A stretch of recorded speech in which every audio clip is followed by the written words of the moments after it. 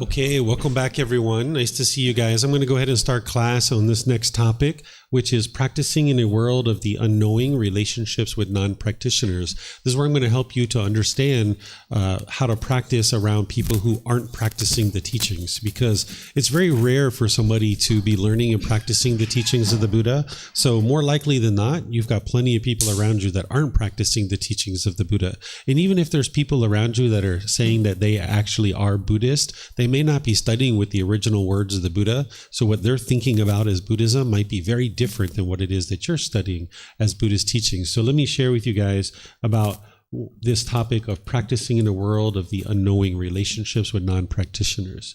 So first, let's talk about what a non-practitioner is, so you know what I'm describing here. What a non-practitioner is someone who's not actively learning and practicing the path to enlightenment as taught by the Buddha. The Buddha refers to this person as an untrained worldling. He talks about this in his teachings as well. In this worldling, he refers to it because the person's holding on to the world, right? They haven't learned to let go. So he calls this person an untrained worldling.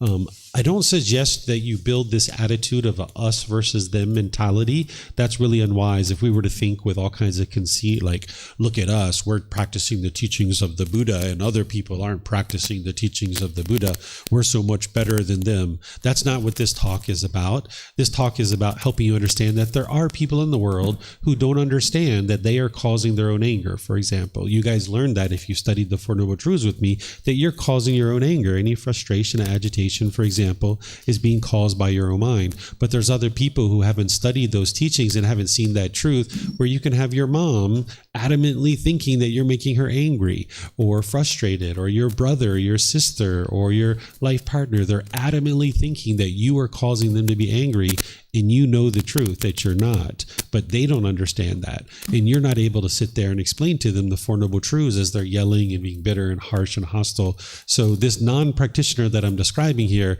while it's understandable to understand that there's some people in the world who are practicing the actual teachings of the Buddha and some who aren't, you shouldn't take this attitude of a us versus them mentality. You should see everybody as equal, but there is a difference in terms of people that you're talking to when they're not practicing the teachings. You will see a very big difference in the way that you can communicate and discuss things with them in terms of what their wisdom is and what they understand and what they know. So a non-practitioner is going to think about the world very differently than you. They're not going to understand the Four Noble Truths, as I was just talking about. I think we have a microphone on somewhere. If you guys wouldn't mind checking your mics. A non-practitioner isn't going to understand the Four Noble Truths. They're not going to understand that they're causing their own discontentedness. So when they're discontent, then they could potentially be blaming you for that. So they're not going to understand craving, desire, attachment in their own mind, and they're going to be constantly struggling with those feelings. And the more that you're choosing to do things your own way, and you're not trying to meet your family's expectations, they're going to become more and more discontent. And you're going to need to get comfortable with that, because as they have cravings and expectations of you, like we were talking about with true love, as your family and friends are putting expectations on you and you're choosing not to do those things, they're going to get angry and upset. And if you didn't have it very clear in your own mind that they're causing their own discontentedness, you might just conform to their expectations. You might kind of shudder in the fear of, oh my goodness, they're going to get angry, or they're not going to give me money, or they're not going to give me sex, or they're not going to give me food, or whatever it is that you're reliant on these people for. If you have attachment to people and they're choosing to get angry and upset and frustrated, you might find it a real struggle in that situation. So one of the things to be sure you understand about non-practitioners is they are going to get angry. They are going to get frustrated. They are going to get agitated. But just understand that you aren't causing that. That's their own mind causing that. So as you choose to make your own wise decisions, don't be surprised when other people around you are getting discontent. But you can maintain your contentedness if you practice what I'm teaching you throughout this course. Because they are essentially going to have wrong view, right? A non-practitioner is going to have wrong view. They're going to see it as all these outside things are causing them to be angry. And what they're going to be trying to do is they're going to be trying to go out into the world and try to convince other people to do things their way. So if somebody's attached to you, or they're having craving, desire, attachment to you, and they're a non-practitioner, they're going to be trying to force you to do things their way.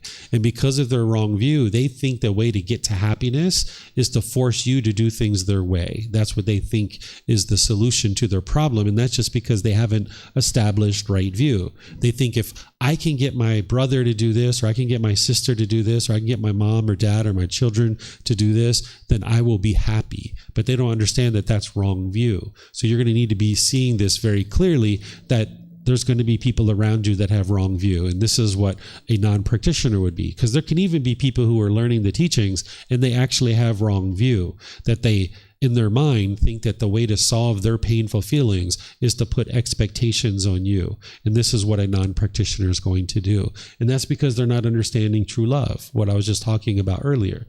They don't understand to love somebody as they are is to not put your expectations on people. So this is what you're going to experience around non-practitioners. They may not be actively cultivating wholesome qualities in the mind, and they may not be eliminating unwholesome qualities. So again, this is what a non-practitioner is, or what the Buddha describes as an untrained worldling, that their mind is not trained and they're holding on to the world and wanting the world to be a certain way. But don't think about it as a us versus them mentality, but just understand that when you're talking to your parents and your friends and your family and your coworkers and your children and people who aren't practicing these teachings, they're going to be thinking about the world very differently than you. Don't even assume that because somebody considers themselves Buddhist, or just because they go to retreats and they live in temples and they do these different things, just because they're meditating, doesn't mean that they have right view, that they haven't necessarily established right view. They might not even be practicing the teachings that the Buddha actually taught, because some of these Buddhist centers in the world, they're doing rites and rituals and ceremonies and worship. I have had a student come here one time, and they were here for the first time, and I just started getting to know them a little bit and asking them questions. And they said they've been Buddhist for 30 years. And I said, oh, really? Okay, interesting. And they said, yeah, I was a monk for 15 years. And I was like, oh, that's great. And because I'm interested in helping people, and I love all beings as they are, I was interested to see where they're at in their practice. So one of the questions I would typically ask somebody is, I'll say, if they say they've been practicing the teachings for a long time, I will say, what causes anger? Because this is the very first question from the Four Noble Truths, that if somebody's deeply practicing the teachings and they've established right view, they would understand. So this person who says that they were Buddhist for 30 years and they were a monk for 15 years, I asked them what causes anger, and they said, oh, that's a very difficult question. I wouldn't be able to answer it.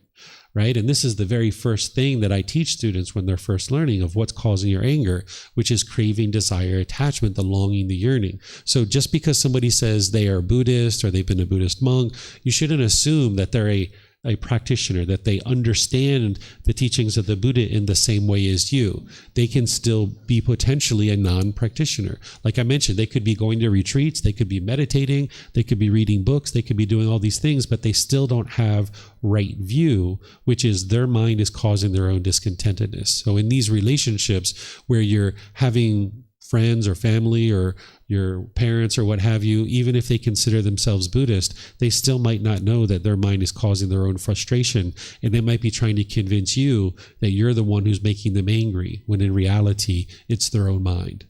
Okay, so any questions on what a non-practitioner is? No? Okay, so let's go further into this.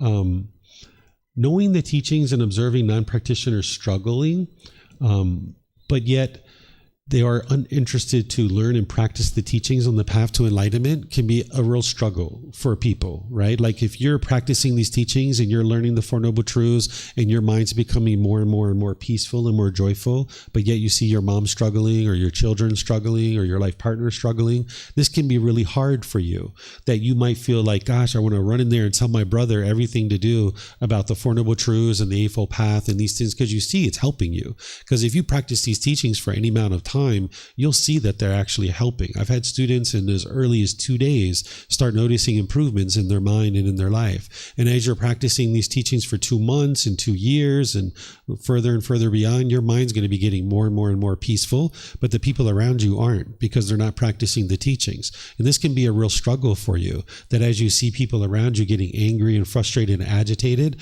you can see exactly why. You know it's their own craving, desire, attachment, but they might actually be blaming you for these things. So what you're going to need to do in this situation is eliminate your attachment to wanting people to practice the teachings, because you might be longing, yearning, and wanting others to practice the teachings. And when you see them struggling with problems, you might have painful feelings yourself. And you might think the solution to this is to rush in there and try to teach them a bunch of teachings. And this is just going to push them away. They're just going to reject what it is that you have to share with them, because it's your craving that's coming at them. You're longing, yearning, and wanting them to be a certain way. So you could purchase a book for someone and give it to them as a gift. You could say, hey, would you like help with that issue? And they might say yes. And then you say, hey, here's a video that could help you. Or here's a teacher that would be able to help you.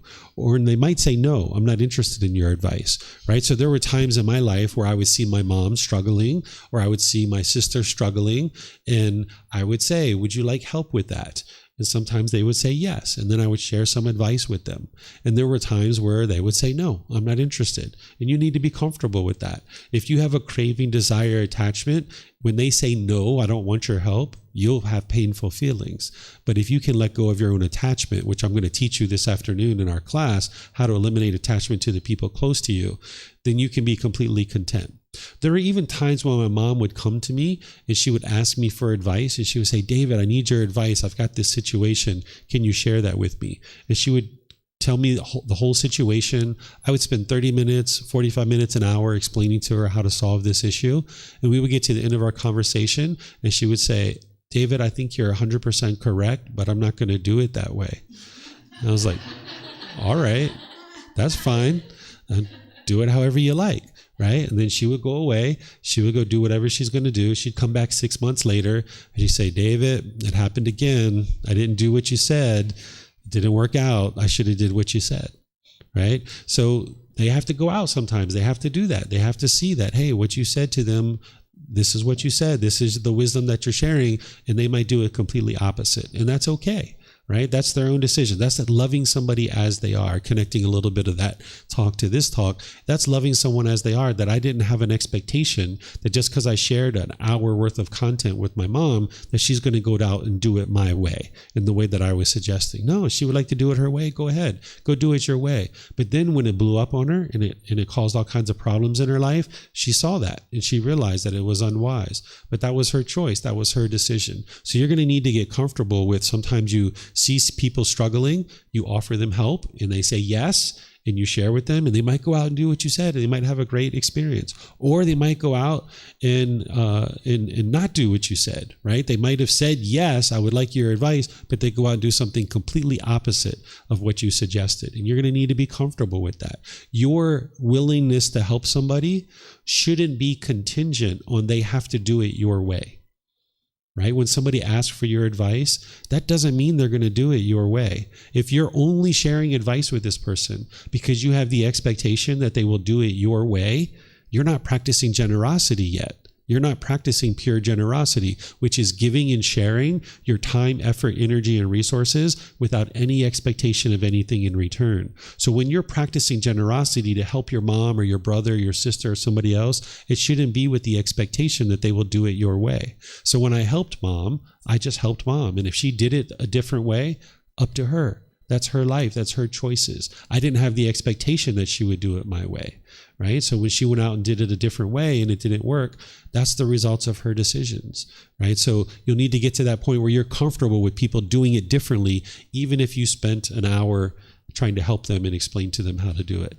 And then in some cases, they're going to say, no, I don't want your advice. I'm not interested in your suggestions. And you're going to need to be comfortable with that. That doesn't mean they don't love you, and that doesn't mean they don't respect you. Sometimes we think that if somebody says, no, I'm not interested in your advice, that might mean that you think that they don't like you, or they don't love you, or they don't respect you, or they might think that you're a stupid person or something like this. That's not the case. They're just saying, hey, I'm not interested in your advice right now. Because the way that you've cultivated wisdom in your life is through your own direct experiences. And when you've went out in the world and you've experienced certain struggles, and then you cultivated wisdom of how to do it a better way, that's how you've cultivated wisdom in certain situations. So your friends and family, they're going to need to do that too. In some situations, they're going to be interested in your advice and interested in your guidance, and then you'll be able to share that with them. But in other situations, they're not interested in that. And that might mean that they go out into the world and they make some unwise decisions and they struggle. And if that's what they do, they're going to be cultivating wisdom through that struggle. So you're going to need to be comfortable with letting that struggle happen and that struggle occurring.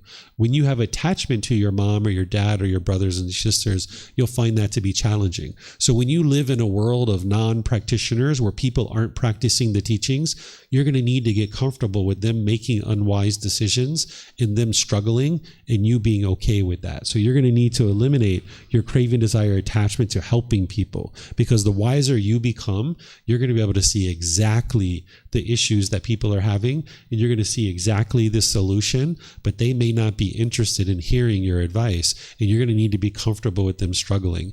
But if you have a craving to help people, you will be upset when they won't take your advice.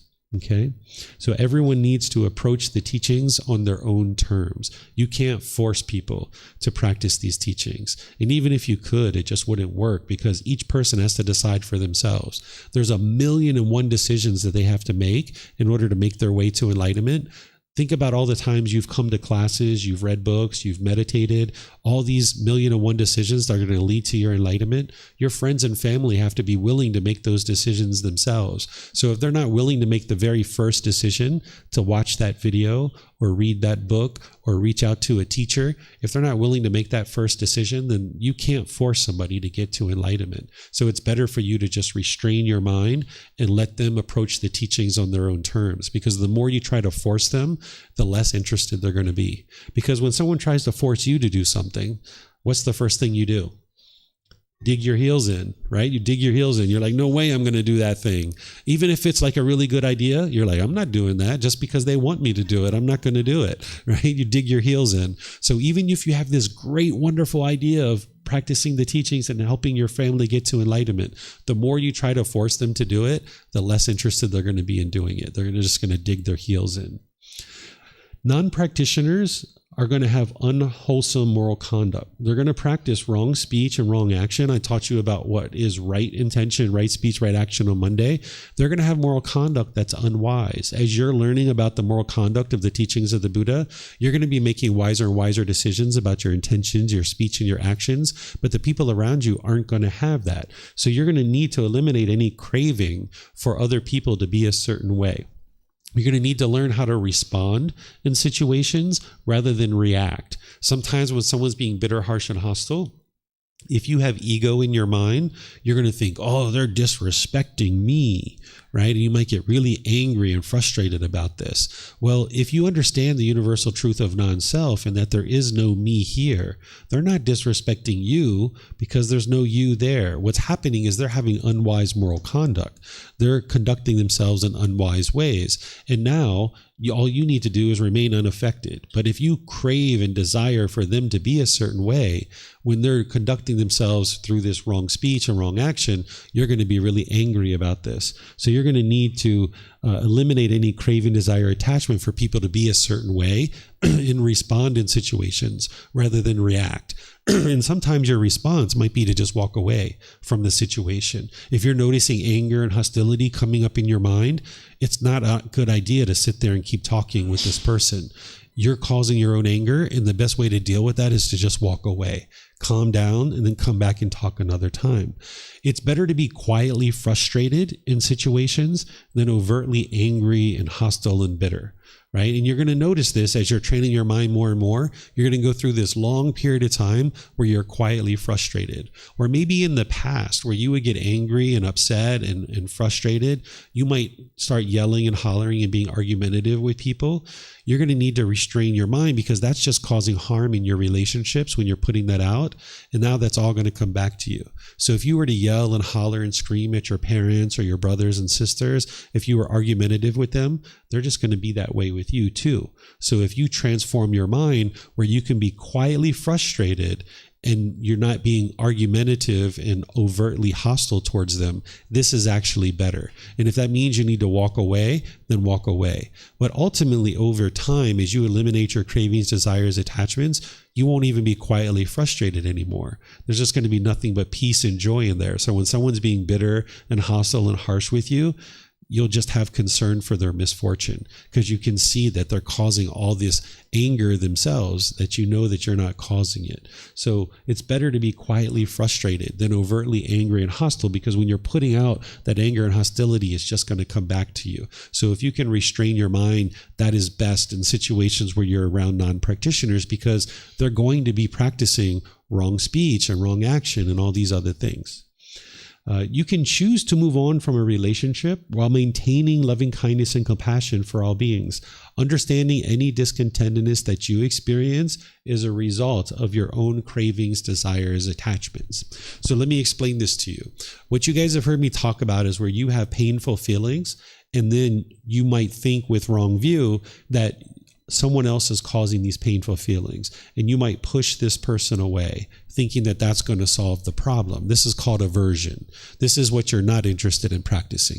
You're not interested in pushing people away and moving on from a relationship and thinking that that's going to solve the problem, because any painful feelings that you're experiencing is coming from your own mind. Pushing a person away or pushing a situation away, which is aversion, that's not going to solve the problem, because the craving is still in your mind, and it's just a matter of time before some other relationship, that same craving, desire, attachment is going to get triggered, and now you're going to have the same anger and the same frustration. So pushing people away doesn't actually solve the problem.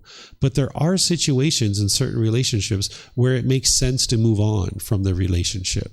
And from the outside looking in, this can look very similar, that you're moving on from a relationship. But the difference is what's going on in your own mind, right? So the first scenario is that you experience painful feelings, you think this person is causing it, you push them away and you try to move on and think that that solves the problem. And you're thinking that they are the problem, and if I push them away, this is going to solve it. Let me move on. This isn't what you're interested in. This is having wrong view. But there are some relationships where you're bitter and harsh and hostile and argumentative. They're bitter, harsh, and hostile and argumentative. There's too much difficulties in the relationship. You're not committed to it. And it's better to just move on. And that's the best way for you to clean up this particular aspect of your life. And you can do that while maintaining right view. You can realize that, hey, there's too much hostility in this relationship. I'm too attached. I'm not really committed to the relationship. Let me move on and just move on from the relationship, but I can still love this person. I can still have this genuine interest in seeing them be well. And one of the best things you could potentially do for yourself or for the other person is to choose to move on.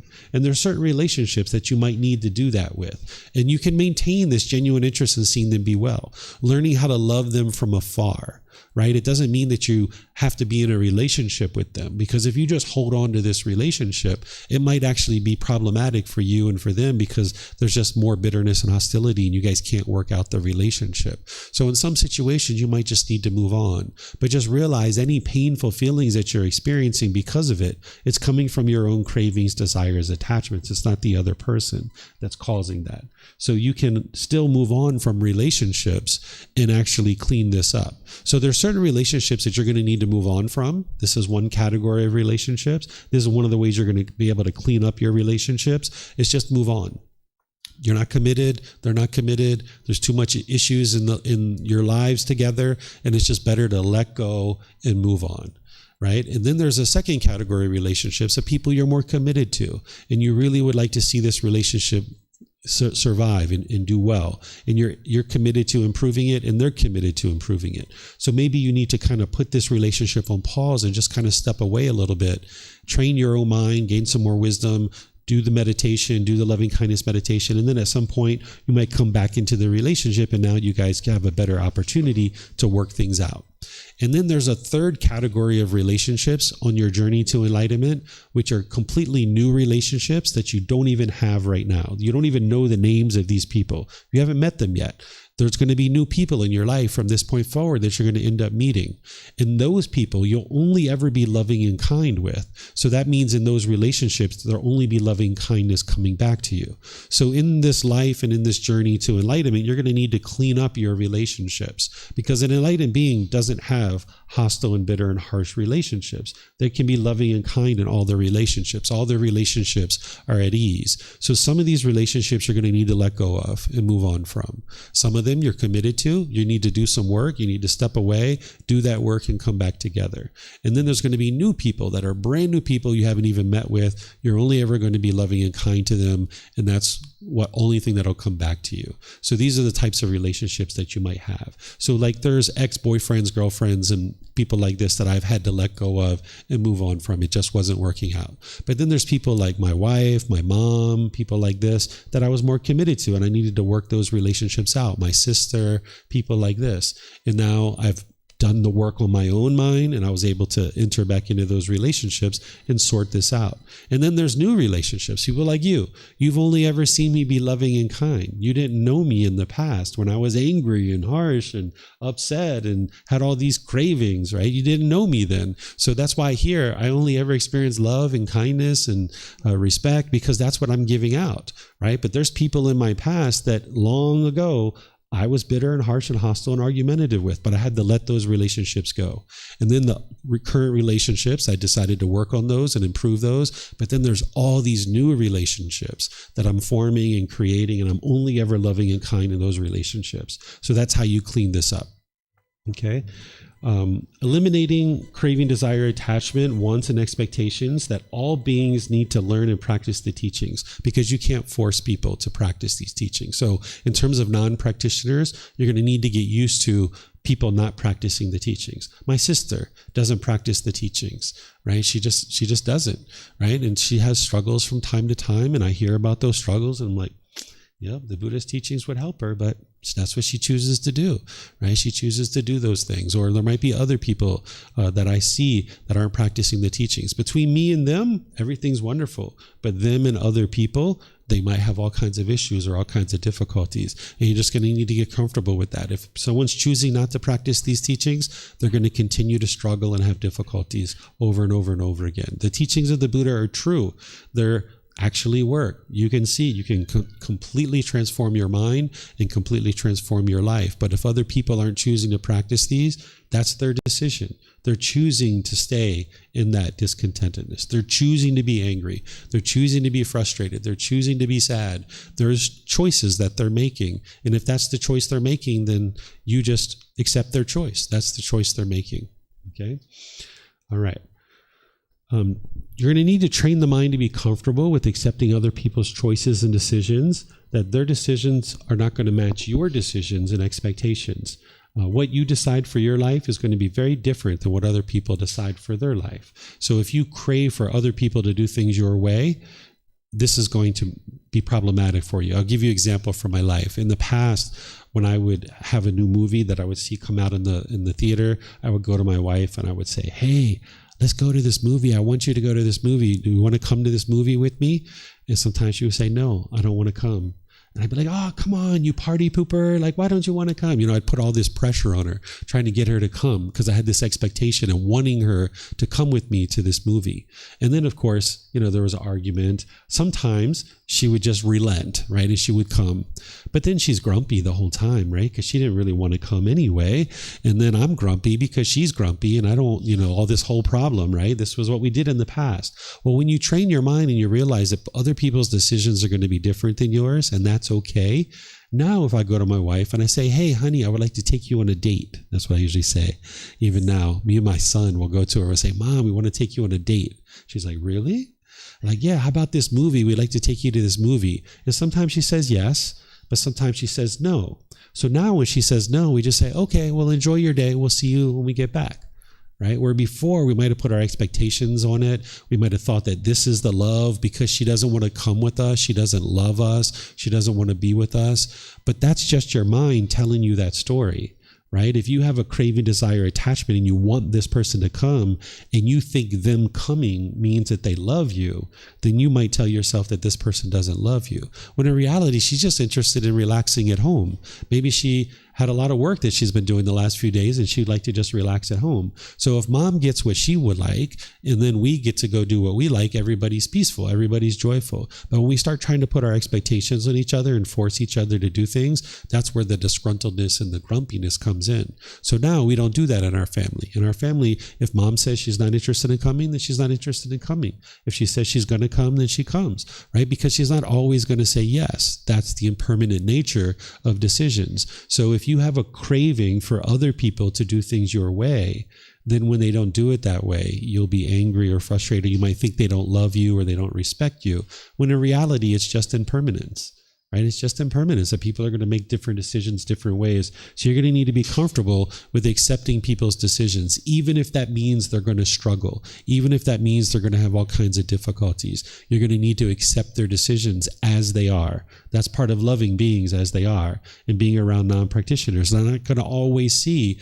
that they're walking off a cliff, right? They're not going to see that because they don't have the wisdom to realize they're walking off the cliff. And of course, if they're walking off a real cliff, you would try to help pull them back, but they're walking off the figurative cliff, and now they're going to struggle and they're going to have difficulties, and that's part of them growing and developing wisdom, and that's how you develop wisdom. So sometimes you're going to need to just let them walk off the figurative cliff, right?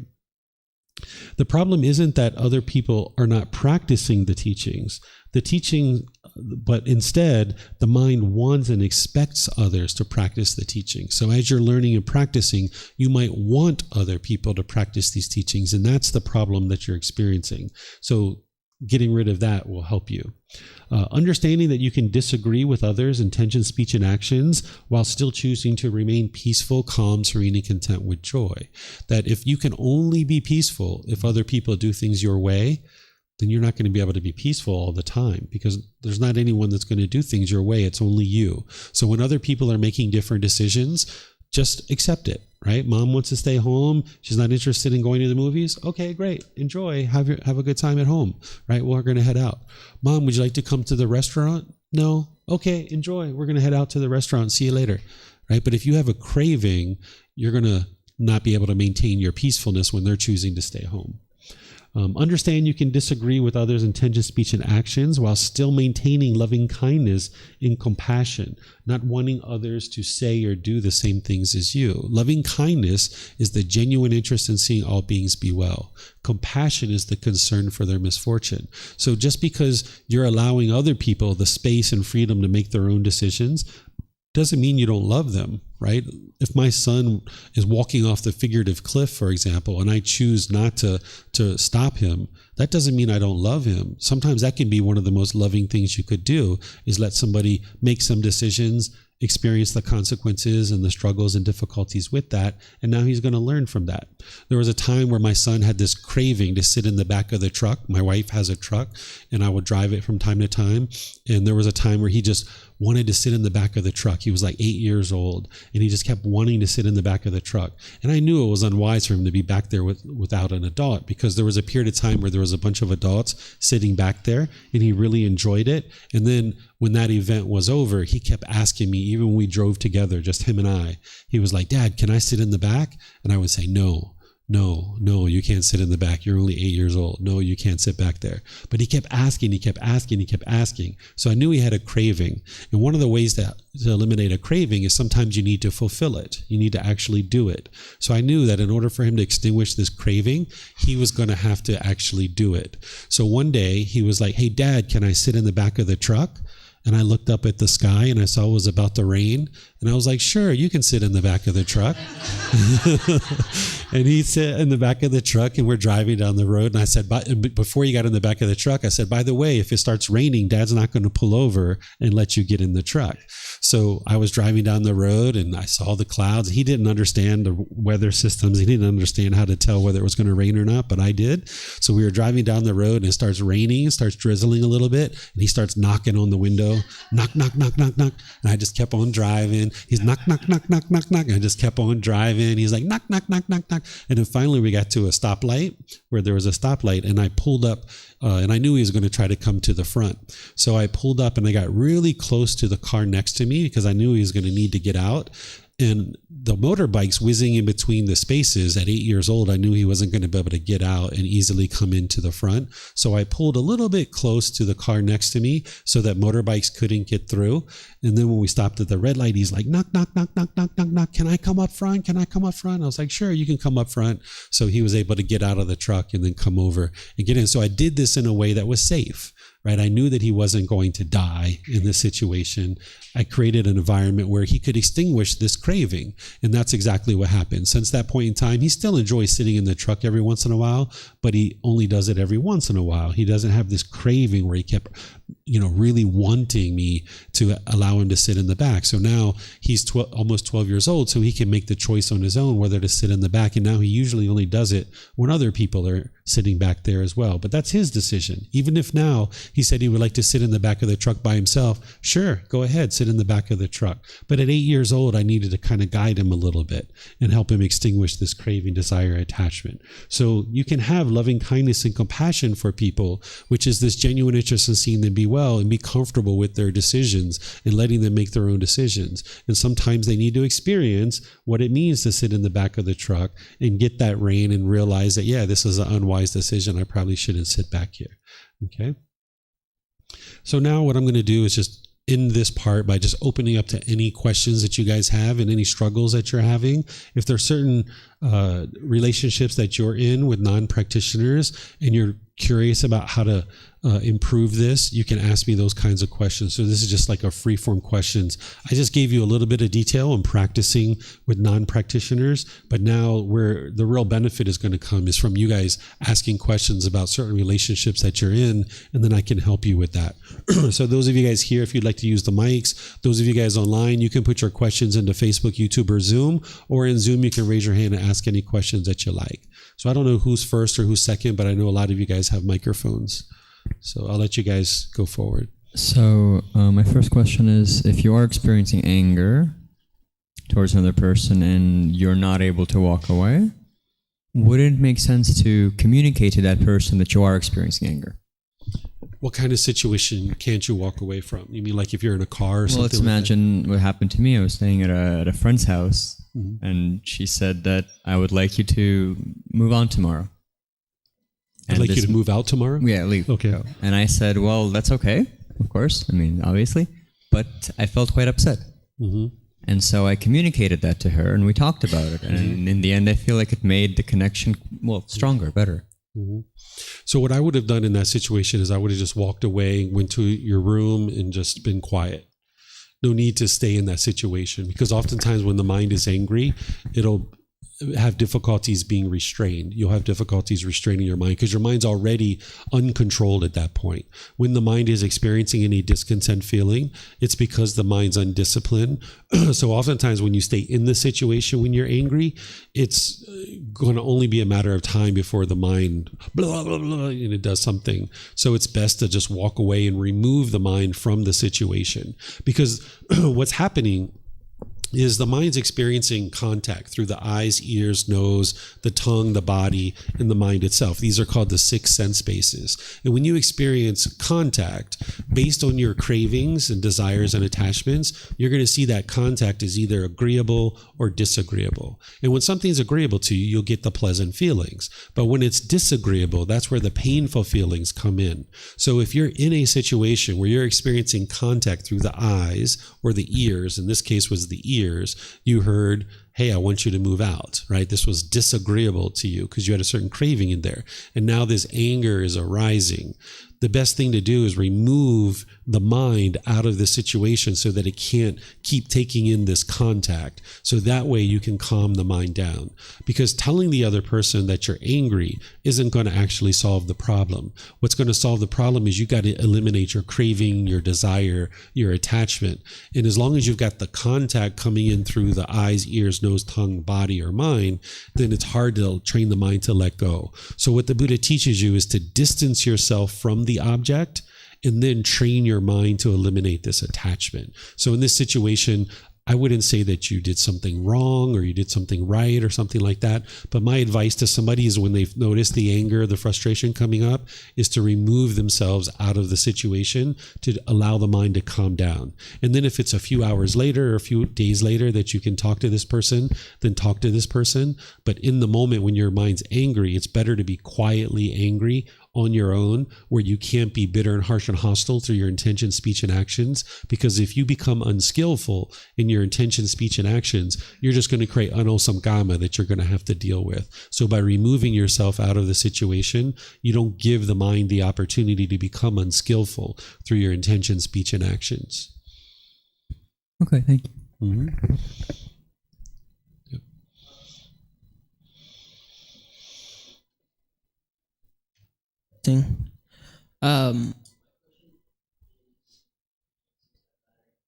Yeah, there's some more.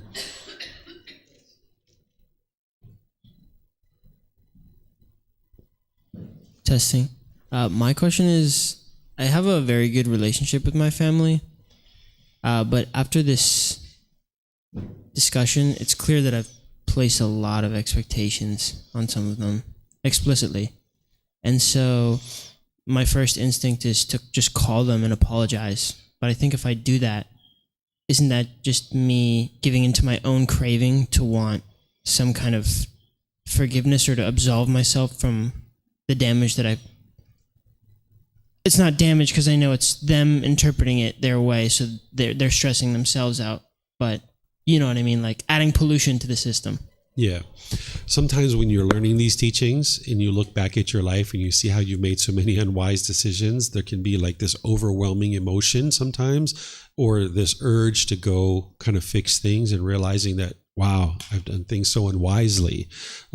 This is actually a good thing that the mind is realizing, like, wow, I got some real change that I need to do. I need to do things differently.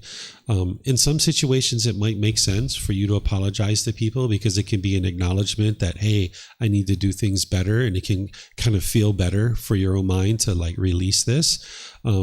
But at the same time, you're not interested in setting any kind of new expectation on their side that somehow you're going to be perfect from this point forward, because that's not going to be the way that it happens. Because even though your mind sitting here in the classroom in the temple can intellectually understand you've made some unwise decisions, once things start happening in your life, the idea of you like instantly not putting expectations on your family anymore, this probably isn't going to happen. Although you would like to aim to work in that direction, you're going to probably be in situations where you're struggling, and you might notice halfway through that, oh my goodness, I'm putting expectations on this person. I shouldn't be doing this. So if you are going to apologize, if you would like to do that, up to you. I wouldn't tell you yes to do it or no not to do it. Just realize that you're not interested in leaving the conversation with the expectation that you're going to be perfect from that point forward. You can acknowledge like, hey, I've made some unwise decisions and I'm really sorry about this. I'm aiming to do better. And any of that stuff that I told you to do and I put expectations, just forget I ever said it to you. And I really apologize. And I'm working to do better. And this doesn't mean I'm going to be perfect from this point forward, but I'm working on it. And I realize that I've been unwise to put my expectations on you. And I'm so sorry about that. So you can do that kind of thing, but leave behind the sentiment that, hey, I'm still a work in progress here.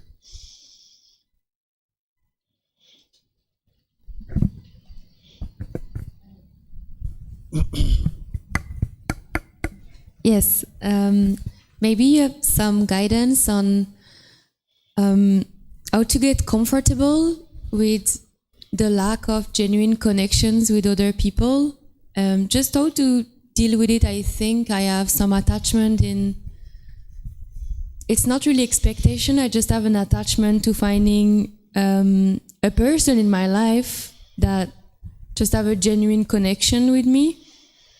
And yeah, I think it's not an attachment, but it's very present. It's always that kind of like, it's not a seeking, it's almost like I know it's not happening.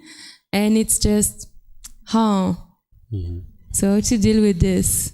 Okay. So the idea of this genuine connection oftentimes what the mind is looking for is a craving, desire, attachment. It's just another word for craving, desire, attachment, that the mind is wanting this person to do a certain thing.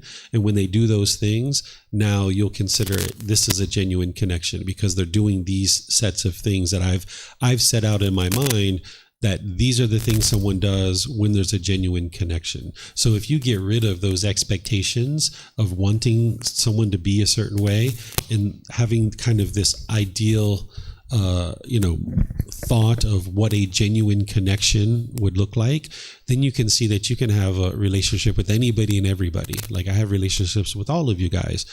Some of you I spend more time with than others. Some of you it's just here in class. Some of you I spend time with outside of class.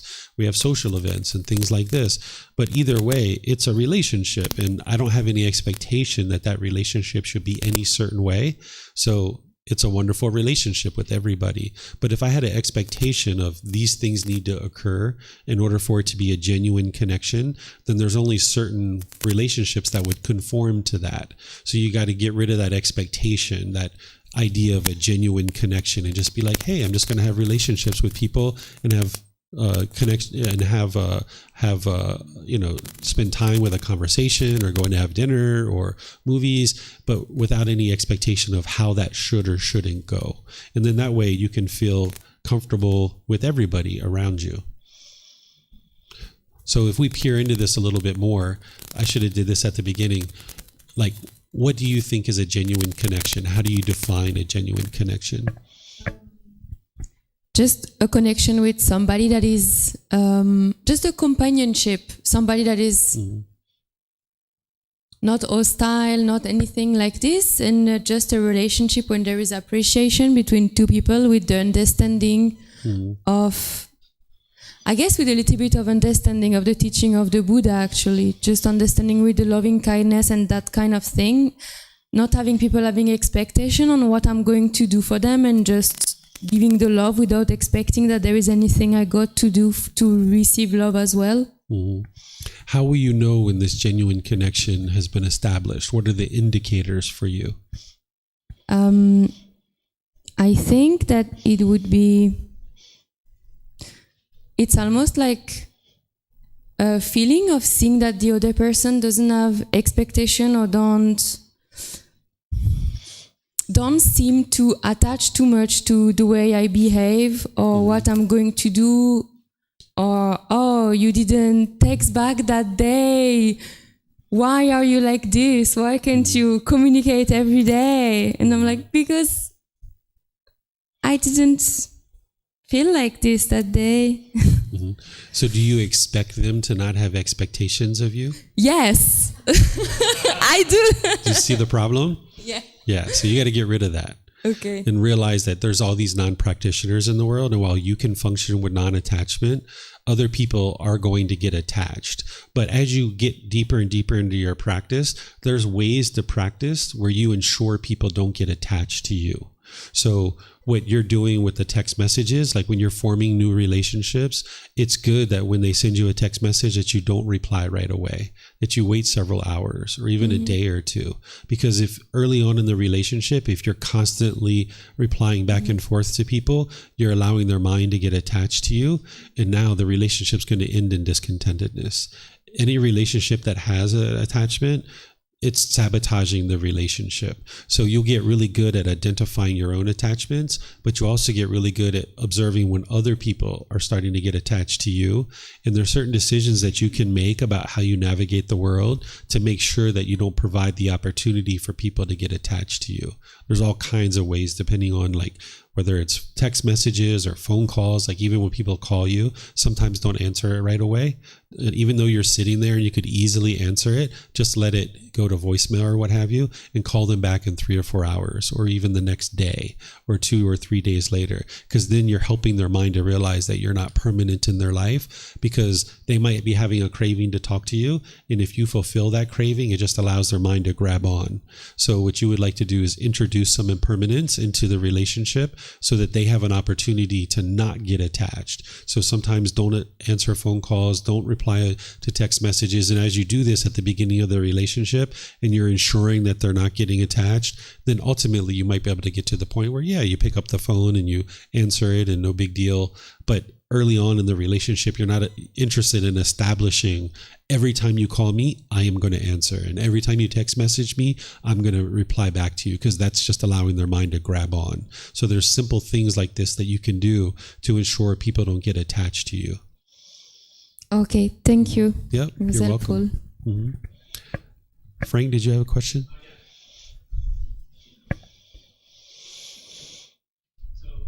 So building on to this idea of a genuine connection, I mean, I get that it's an attachment to a certain maybe list of criteria, right? Like when I get this, then I would feel that connection. Then I will feel, that like genuine, like whatever that feeling is. So I get that that's an attachment to wanting things to be a certain way. Now, having said that, I mean, there are certain people in my life, certain friends that I do feel more at home with, right?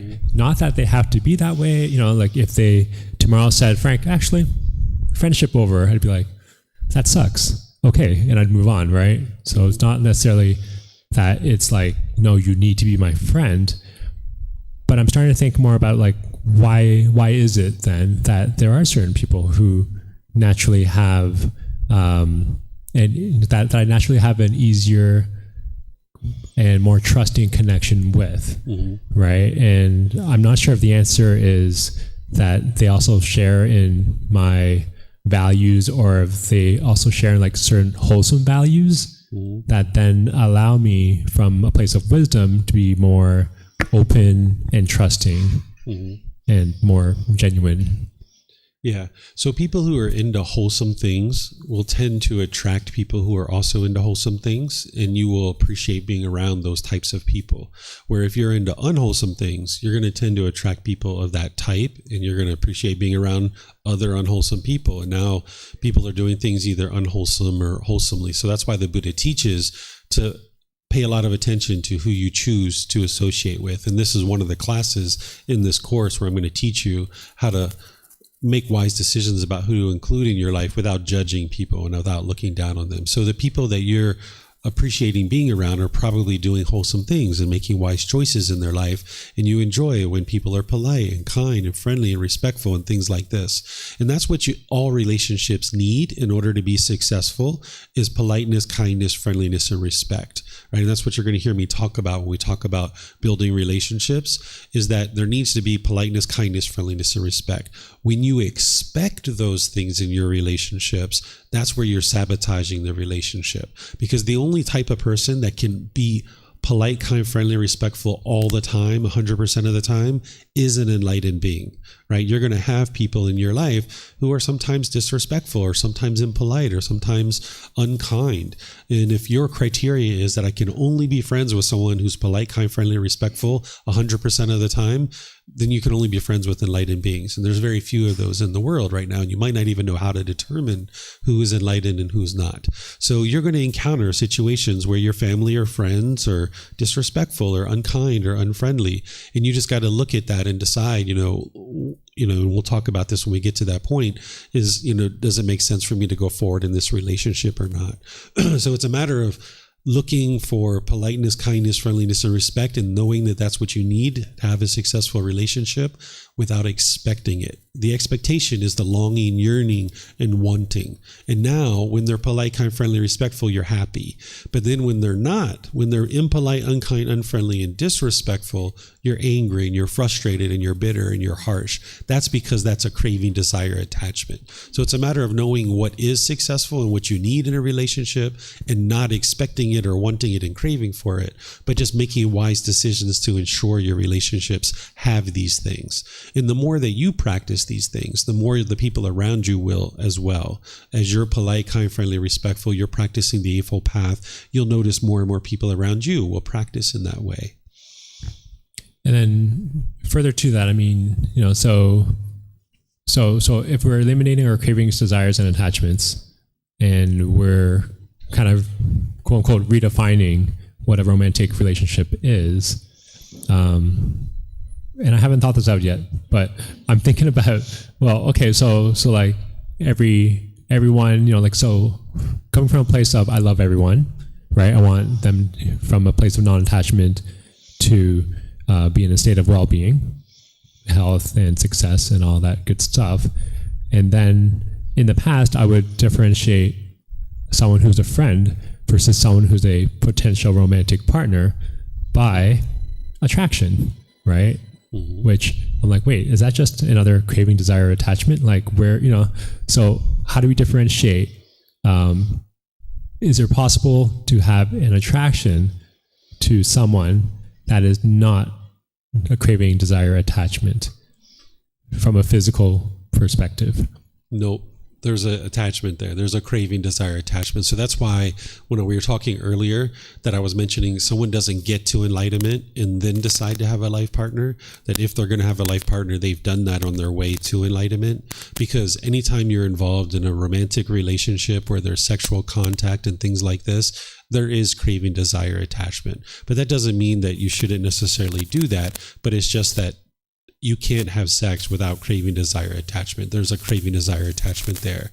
And in terms of selecting a partner, there's going to be some cravings, desires, attachments there. And that's why someone will do that on their way to enlightenment. But by the time they get to enlightenment, they've extinguished all their cravings, desires, attachments, but they might still have a life partner at that point. But at that point, they don't have craving in their relationship. They don't have this longing, yearning, and wanting their partner to be a certain way. So if you have a partner and you're having sex, there is craving, desire, attachment. And that's why there's arguments, and that's why there's frustration and these kinds of things. You can get to that, second stage of enlightenment that we talk about and still be having sexual relationship, and you guys can have a very peaceful life. Let's just say both of you guys were in the second stage of enlightenment. Your life will be quite peaceful, but you're still going to be experiencing discontentedness from time to time because of your attachments in this situation. It's not until you get to the third stage of enlightenment that the mind has eliminated all sensual desire, and that's the point where you won't experience any discontentedness related to things like sexual contact and your life partner and things like this. You're going to still experience some minor discontentedness, like maybe once every 3 months, once every 6 months, you'll just feel a little bit icky, a little bit off. But those are just little minor craving, desire, attachments by that point in the third stage. And of course, the fourth stage, there's no cravings at all. There's no discontentedness whatsoever because it's been completely extinguished.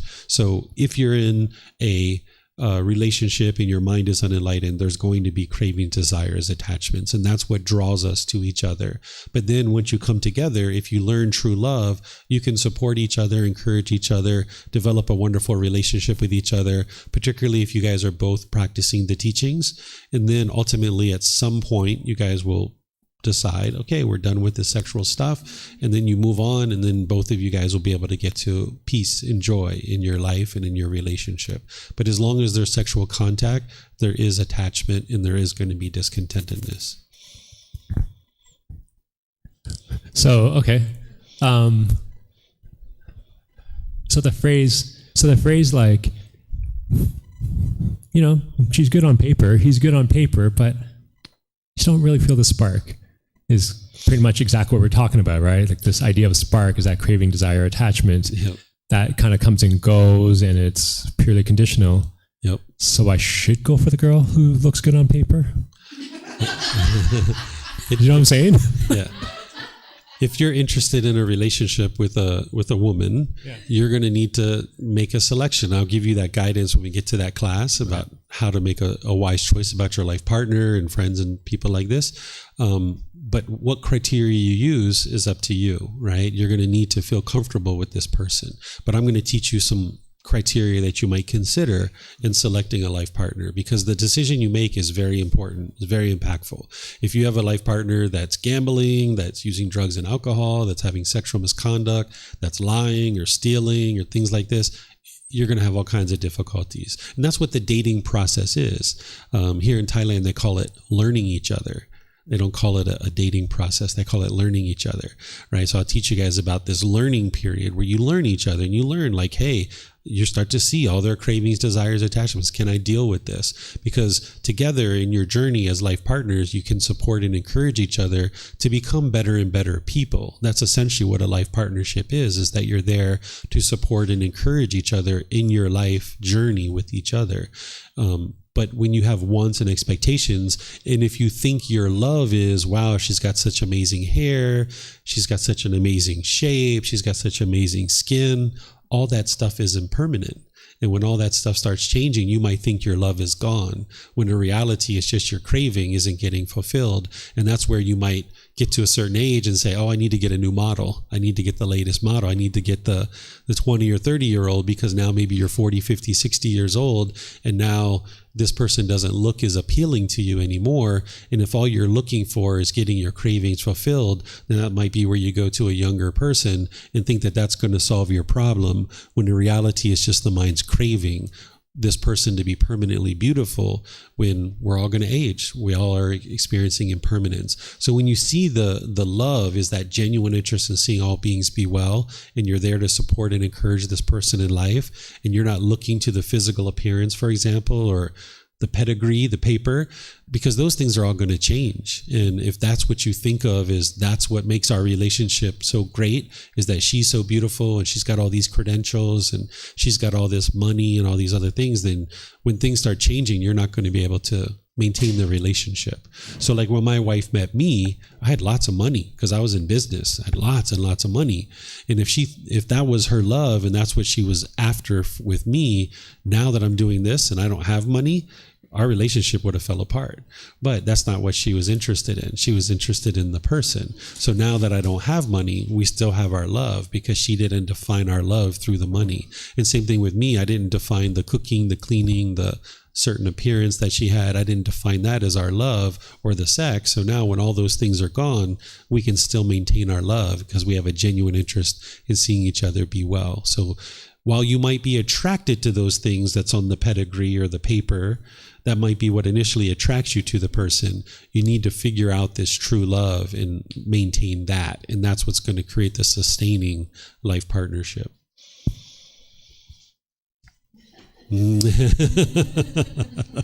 Doesn't mean you don't go for the woman you think is the most beautiful or whatever. You can surely do those things, but don't get attached to them.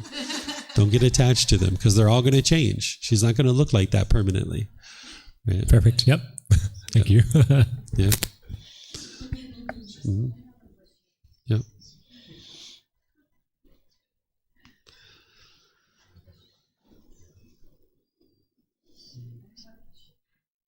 So I'm a teacher and I work with elementary kids. They're non-practitioners, but many of them seem to have this wisdom, this kindness, these things that we are talking today. And I was wondering if they were born with this or they acquired this at home from parents. Yeah, so the teachings of the Buddha, it's what I refer to as the natural laws of existence. And these natural laws have been tapped into by different people at different times. So this is why you can look at the Buddha's teachings and Jesus Christ's teachings, for example, and you can see a lot of similarities. Or even Prophet Muhammad's teachings, you can see certain similarities.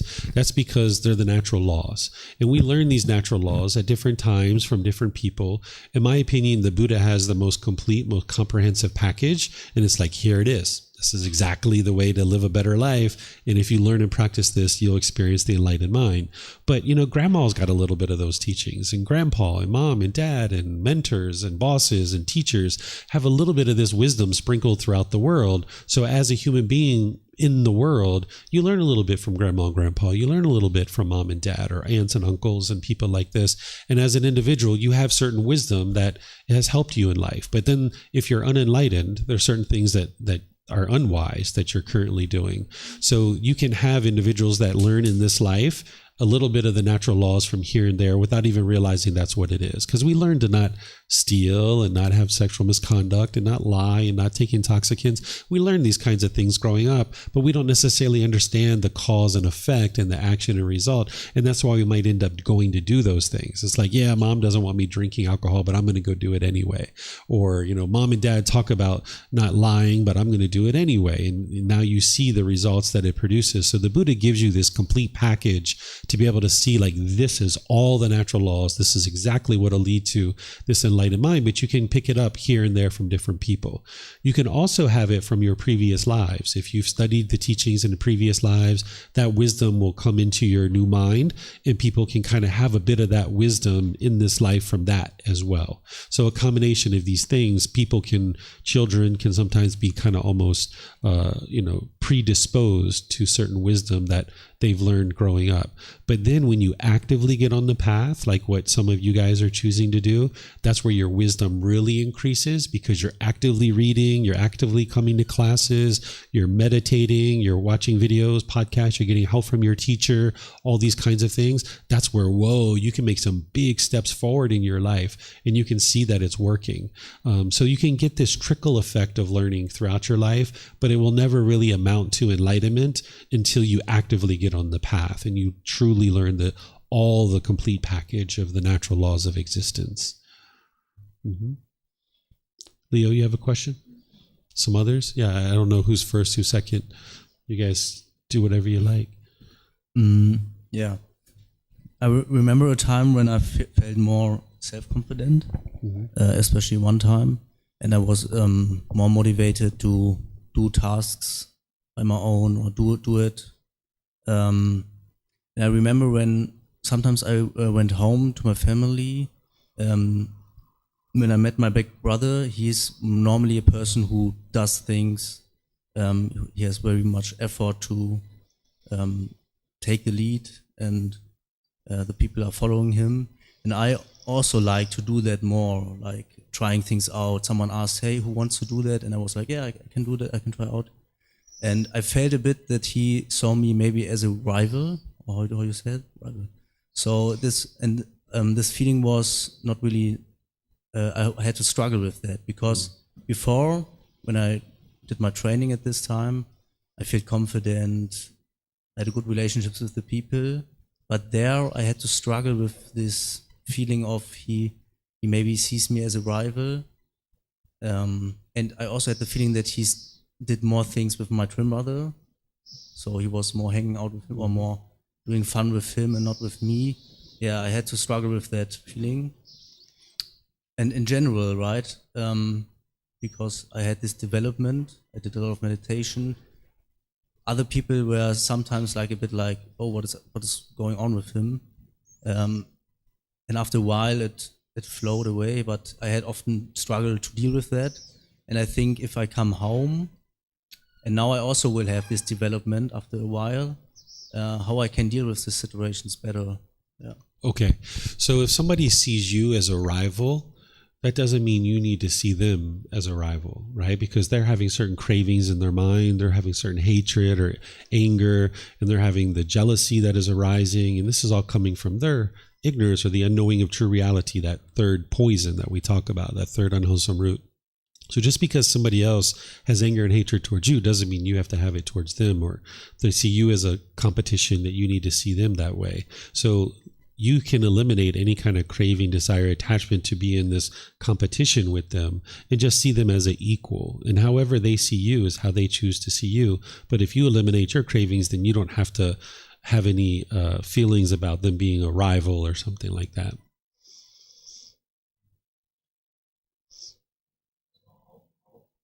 Or I can feel not this stress or this. So through letting go, right? Yeah, exactly. That's what I was going to ask you. So what causes stress? Craving, desire, attachment, right? And how do you eliminate craving, desire, attachment? Meditation and cutting off and letting go of sensations and So Right. Breathing, mindfulness, meditation, and generosity. Generosity. That's how you train your mind to let go. But more fully, it's the entire Eightfold Path. So whenever you notice discontentedness rising up, you cut that off and cut that off and cut that off. And all the while, you're training your mind with breathing, mindfulness, meditation, and generosity, and all the other steps of the Eightfold Path. And then you just need to accumulate enough of these benefits. You're going to need to be in some of these situations. You can't just, go off to a cave, train your mind, and then come back and you're enlightened. Sometimes people think that's the way that enlightenment works, that you go off into a cave for 10 years, you train your mind, and you come back into the society and you're enlightened. This isn't actually how it works. The Buddha did go to the forest for 6 years, and that's where he spent time to train his mind. Actually, it was 4 years that he was in the forest, but he came in contact with people every single day because he needed to have food, and that's how he got food. So if you went into the cave for 10 years and you trained your mind and you were quite peaceful in the cave, as soon as you came out and you started interacting with people, you'd be upset, you'd be angry. Your mind's not enlightened at that point. So you need to develop this Eightfold Path and get your practice up to consistently practicing it. And then you're going to need to experience enough of these situations where you're with your older brother and he is being competitive and hostile or bitter or whatever it is that he's doing, seeing you as a rival, and you're not allowing your mind to do that, and you're cutting off and cutting off and cutting off. So that's what's going to ultimately transform your mind and transform your relationships, is putting the mind in these situations, but now doing it with the wisdom of these teachings, where before you didn't really have a frame of reference of how to handle this situation, where now you're learning the wisdom of how to handle it. Mm-hmm. Anything else? Yep.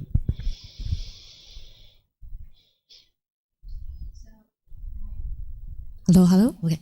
My question is, do you share this teaching with your son? I have 2 children, so I think as a mother, I don't have expectation but I do want to share some great teachings with my children, especially I think that's true wisdom. So any advice on that? Yeah, we have a whole class as part of this course where I'm going to teach you how to share the teachings with children, because the answer is yes, I do teach my son. I started formally teaching him when he was 6, but we were actually doing things with him even when he was in the womb. My wife was meditating, and then even when they came out as an infant, there's things that you can be doing even in their infancy to help them train their mind to cut things off and let it go. So like if he was, well, I'll teach you when I get to that class, but there's certain things you can be doing, and I'll teach it to you. Mm-hmm. Okay, let me see online if we have any questions.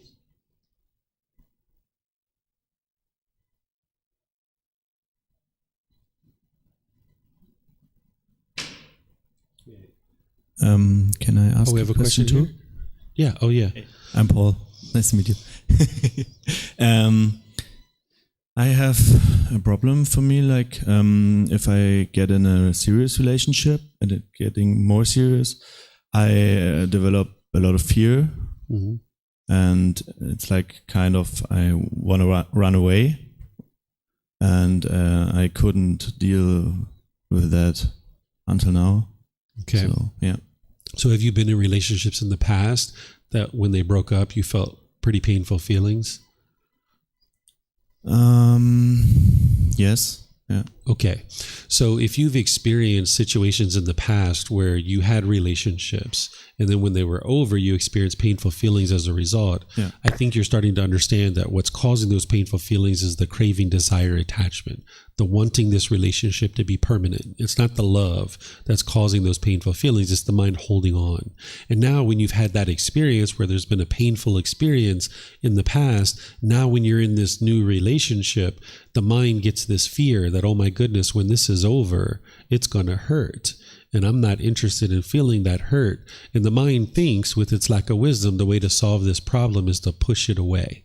And if I push it away, if I run away from the relationship, then that's going to solve the problem and I won't experience this pain. So there's certain conditioning of the mind, these certain cravings that the mind just lacks wisdom and doesn't realize that what's causing the fear, what's causing those painful feelings in the relationship is the cravings, the desires, the attachments. So when you learn how to create relationships where there's no cravings, desires, attachments, and as you heard with a life partner, it's impossible if you're going to be having sex to be able to do that, but you can get to a point where at least there's some minimal amount of craving, desire, attachment, so that you can have a wonderful relationship together.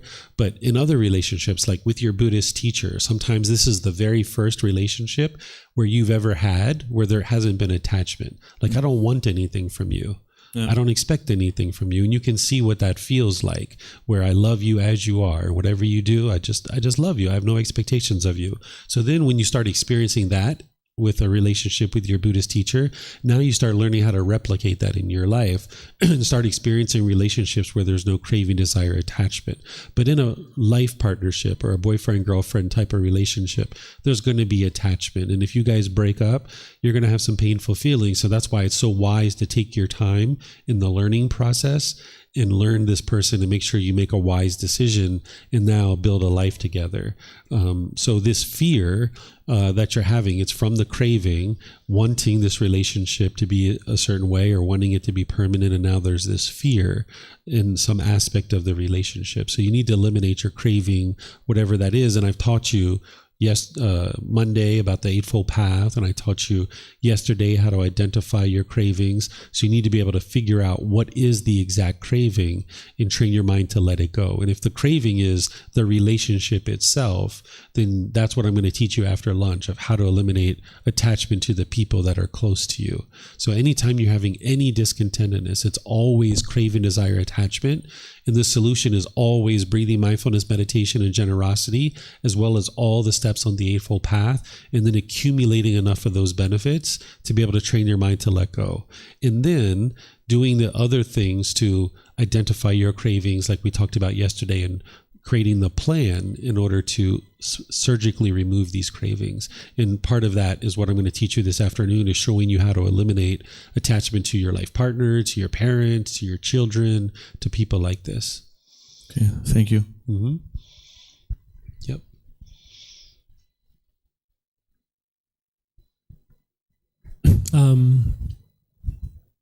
Can you help me define mental discipline and verify whether the way I'm thinking about it is correct? Sure. So what mental... Oh, sorry. Oh, sorry. Can I have a go at it? Yeah, go ahead. So what I'm thinking it is that it's the ability to cut off the cravings, desires, and attachments, and I'm starting to feel like it's the ability, the skill, and perhaps how quickly those pollutions of the mind can be cut off, almost to a point of not even being like not even being started. Is that how you would define mental discipline? Yeah, that's a real detailed description of it. At a high level, mental discipline is being able to control the mind and have calmness and composure at all times, right? That's at a high level. But at a detailed level, the way that you get to that is what you described, is being able to notice when discontent feelings are arising. That's your mindfulness. And now being able to apply right effort to cut it off and let it go, right? And then you're going to have focus and you're going to have concentration and clarity because you've eliminated these pollutions. You're going to get more and more discipline and control of the mind. But as long as those pollutions are in the mind, you're not going to have control and discipline of the mind. So what you talked about is like the action of how do you get to that discipline and then being able to control the mind. But at a high level, it's maintaining your calmness and composure in all situations. Because when you're angry and sad and frustrated and all those other, even jealousy and boredom and loneliness and things like that, you don't have control over your mind in that situation. So the only person that's going to have complete control of their mind is an enlightened being. But in the journey to enlightenment, you'll be able to develop more and more discipline and more control of the mind. And then I guess once the mind has eradicated the cravings, desires, attachments, is the next step, maybe even under this umbrella of mental discipline, to have the discipline to act with wisdom? Yes. Right? Is that, you know what I mean? Because it doesn't naturally flow out without having the right action. Yeah, you should always be trying to work to function through wisdom, because that's what's going to produce wholesome results in your life. And that's why the mental discipline is so important, because when you have control of your mind and you can maintain your calmness and composure, you'll be able to get to your wisdom. But if you don't have control over your mind, if your mind's angry and sad and bored and lonely and fearful and all these other things, you don't have control over your mind at that point, and you can't access your wisdom. So that's why it's so important to stay diligent and dedicated to your meditation, to your generosity, to all those other steps on the Eightfold Path, so you can maintain your calmness and composure. And then this is what's going to allow you to access your wisdom, make wise decisions, and produce wholesome results in your life. So one of the key phrases that the Buddha says is, he says, meditate, monks, do not be complacent, lest you will regret it later. So in that situation where your mind's all shaken up and you're starting to make unwise decisions and it's starting to produce unwholesome results, you're going to regret having not meditated. So you would like to train your mind to be disciplined through meditation and all these other teachings, so that then you can operate through wisdom. And that's where you see significant improvements in your life, because more and more you can control your mind, more and more you're making wise decisions. You heard me talk about putting fresh water in the garden hose. Do you remember that analogy? The more fresh water you can put in the garden hose, the more you're flushing out this mud out of the garden hose. And next thing you know, you've got nothing but clean water coming out of the garden hose. So when you can maintain your calmness and composure, controlling your mind with discipline, you can keep putting fresh water into your garden hose, because you're operating through wisdom. What's the cause of perhaps people not taking the right action, or maybe not having the motivation to take action or do what's right, or that sort of idea? It's the lack of wisdom, the ignorance or unknowing of true reality, that confusion, that third poison that we talk about, that third unwholesome root. That's the reason why we do what we do when we're making unwise decisions. So you could intellectually know, for example, that it's unwise to lie. But because of the mind's ignorance or the unknowing of true reality, it can't practice this, and it decides to lie because of its lack of wisdom. And there's some craving in there that if I tell the truth, I'm not going to get what I want. I want this thing, so let me lie in order to get what I want. So because of ignorance or the unknowing of true reality, craving continues to exist in the mind. And then as long as there's craving, there's going to be anger, because in some cases you're going to get what you want, in some cases you aren't. So the ultimate cause of all the problems and all the struggles in one's own mind and the entire world is what we typically refer to as ignorance, or the unknowing of true reality. The word ignorance is like a derogatory word. That's why I don't really use it, but other people use it. So it's more about confusion or misunderstanding, a lack of wisdom. You can trace every single issue back to that. So that's why the number one priority in the teachings of the Buddha is to cultivate wisdom, so that you can see the truth of true reality of what the natural laws are, because then you operate through those natural laws. Just like we operate through the natural law of gravity and we make wiser decisions because of it, the same thing is true. When you understand these natural laws that the Buddha taught, you're going to operate more wisely through those. But you can't do that if your mind's shaken up. So that's why he's teaching you to eradicate the pollutions of the mind, so your mind can function more optimally, making wiser decisions that are going to produce wholesome results in your life.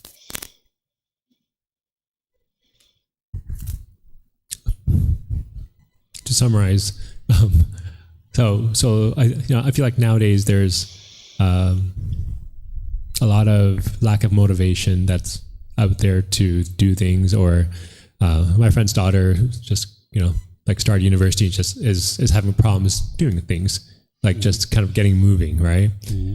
And so are we saying that, I guess that stems from both the pollutions of the mind kind of being pulled in multiple directions, from cravings, desires, attachments, and also the fact that there's just lack of wisdom, there's ignorance, there's maybe confusion, delusion, those sorts of things, that then in the end is just kind of causing her to not act.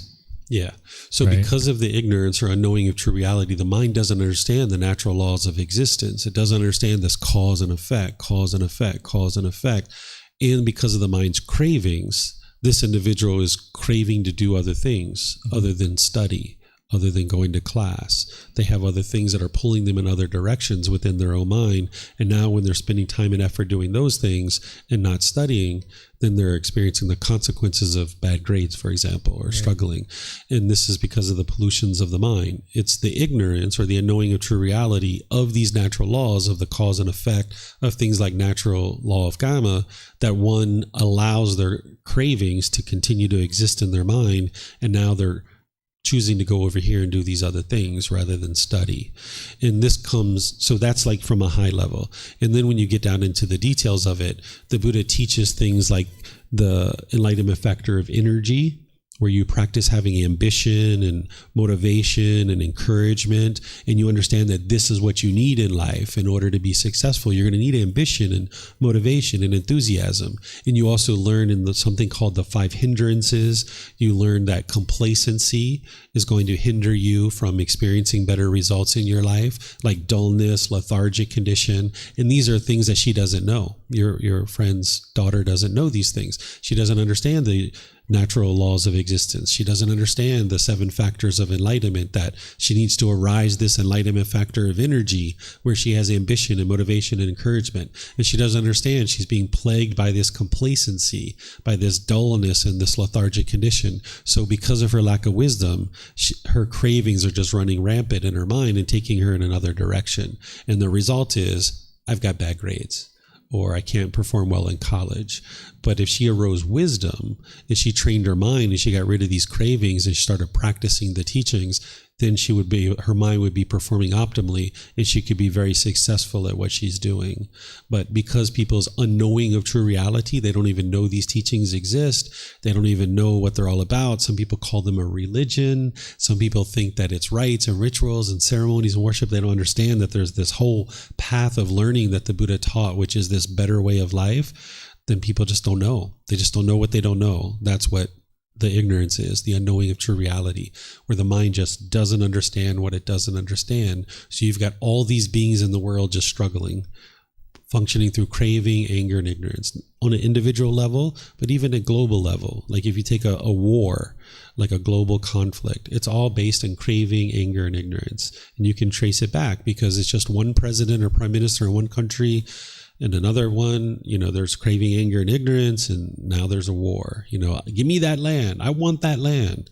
No, I'm not going to give you that land. Oh, really? I'm going to fear you into give me that land. I'm going to send my soldiers over there to kill your people. This is craving, right? This is a longing, a yearning. And now my anger arises, and I think you're the one who's causing it. And I think the way to solve that is to get the objects of my affection. And I'm going to send soldiers in there that kill and murder and destroy until you give me what I want. And this craving and anger, where is it all coming from? The ignorance and the unknowing of true reality. So the way to get to harmony in the world is if each person chose to train their mind and get rid of craving, anger, and ignorance, the world will become a completely peaceful place. It'd be like heaven on earth. But people just don't know. Thank you. Mm-hmm. All right. Well, it looks like it's lunchtime. Oh, it's really lunchtime. It's 12:45. All right. So when we come back from lunch, I've got this topic of practicing non-attachment, how to eliminate attachment to those who are closest to you, because some of the challenging relationships that you have are your friends, your family, your life partners, your children, things like this. And as long as you're attached to people, you're going to struggle in your relationship. So in terms of creating harmonious relationships, you're going to need to eliminate these attachments in your relationships. But eliminating attachment doesn't mean that you eliminate the relationship. It means you need to eliminate it with it's in your own mind. So I'm going to teach you how to do that after class or after lunch. So just looking at the time, would you guys be okay with an hour and 15-minute lunch break coming back at 2? You guys okay? Okay. So I'll see you guys at 2 o'clock. Okay? Enjoy your lunch. Okay?